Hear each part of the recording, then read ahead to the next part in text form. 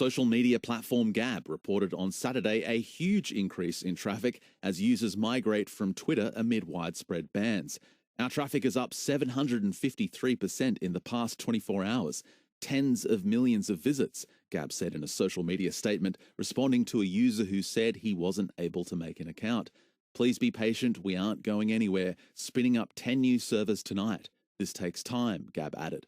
The company also reported over 500,000 new users on Saturday. Twitter on Friday permanently banned President Donald Trump and a slew of other users, including attorney Sidney Powell and former National Security Advisor Michael Flynn. That triggered an exodus to alternative sites such as GAB and Parler. Parler is facing immense pressure to implement harsher moderation policies. Google and Apple removed the application from their online stores, and Amazon plans to remove Parler from its web hosting service. Parler CEO John Matz told the Epoch Times that the company is prepared to take legal action. GAB is pushing for people to use its platform, noting that Trump is already on there. The president is not yet on Parler. The company has also noted that it was removed from the Apple and Google stores years ago and doesn't rely on a third-party cloud hosting provider such as Amazon.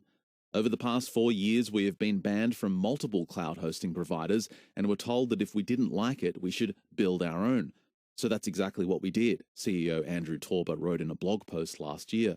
GAB isn't just building an alternative social network, we're building an alternative internet. From hosting infrastructure to web browsing and more, GAB is the market leader when it comes to defending free speech against Silicon Valley tyranny online.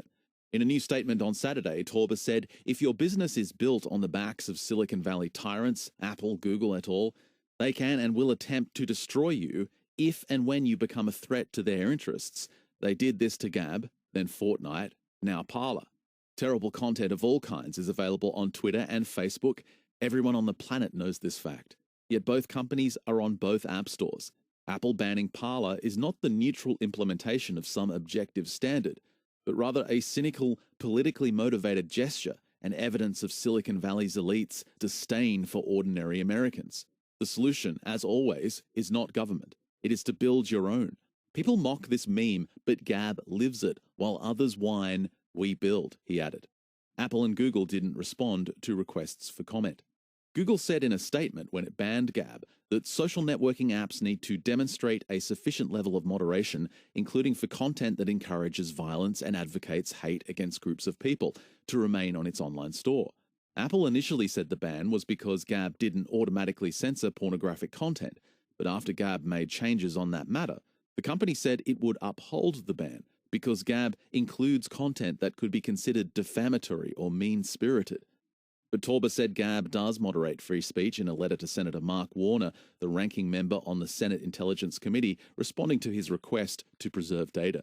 He said it has a zero-tolerance policy towards threats of violence and unlawful speech, but safeguards speech that may be controversial but is legal.